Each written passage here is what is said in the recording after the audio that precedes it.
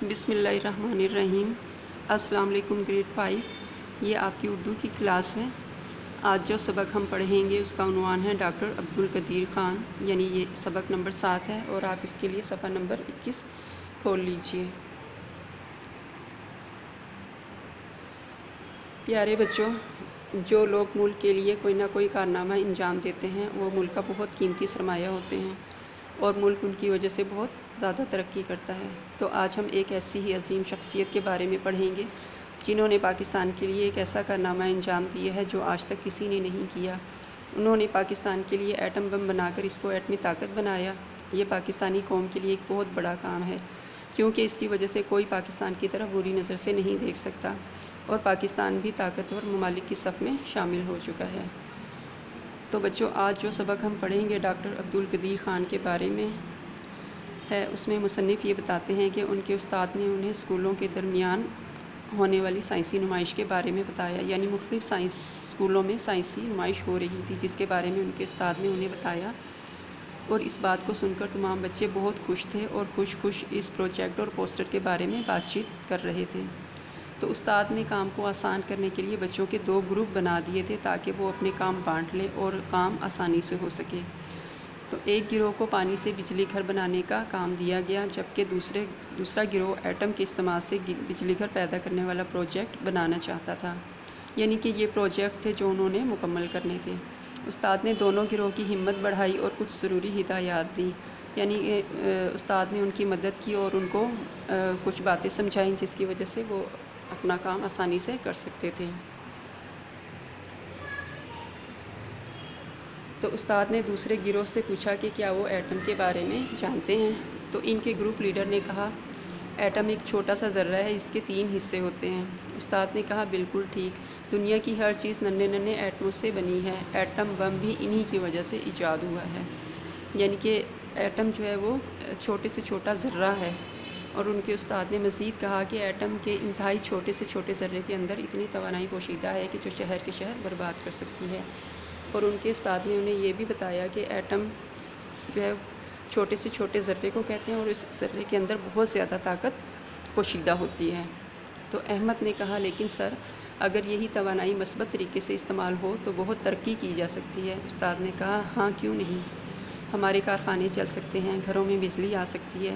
اشر نے پوچھا، سر، اس نمائش کے مہمان خصوصی کون ہیں؟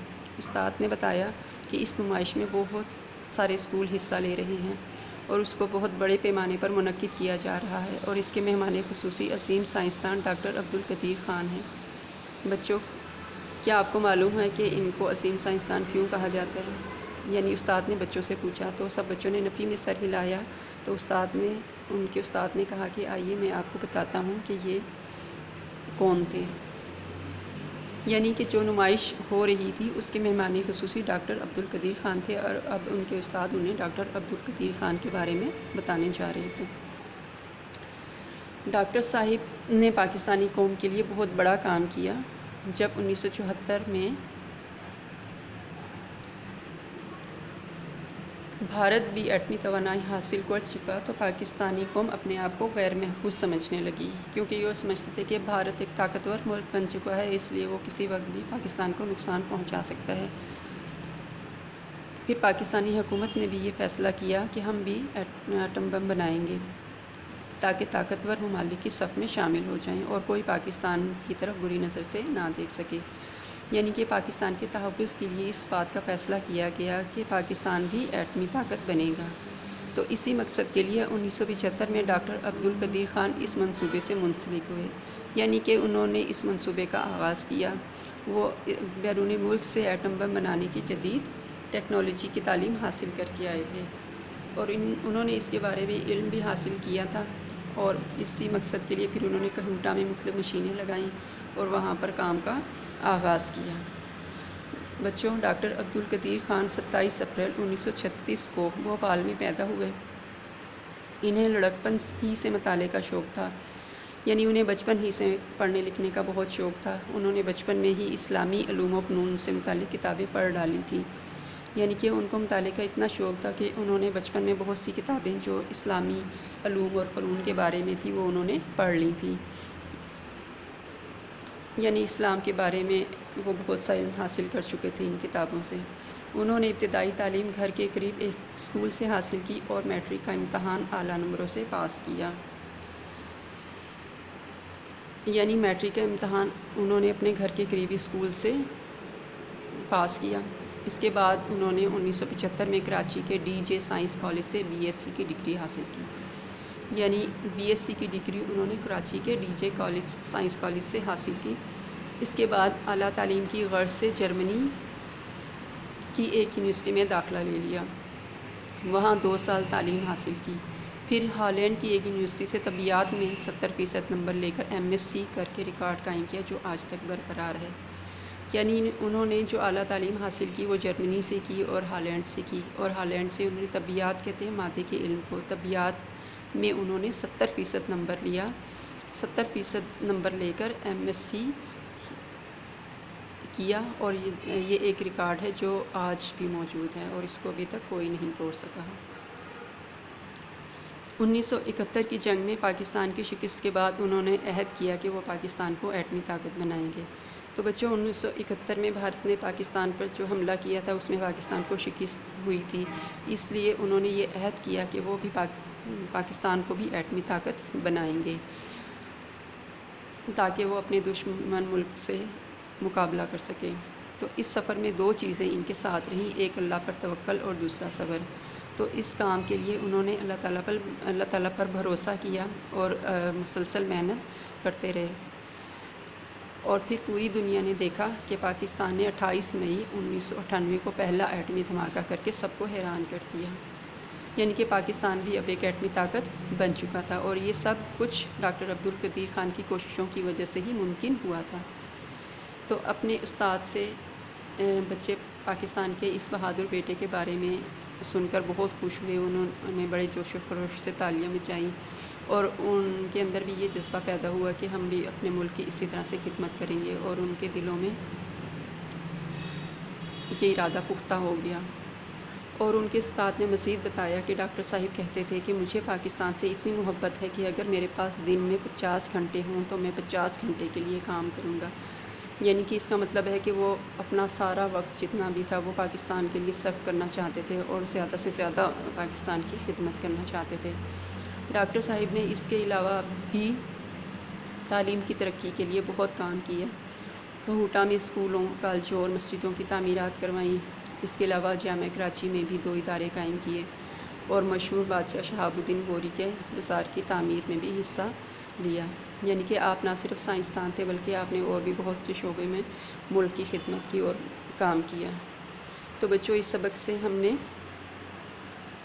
یہ سیکھا کہ ڈاکٹر عبدالقدیر خان پاکستان کے بہت بڑے سائنسدان ہیں۔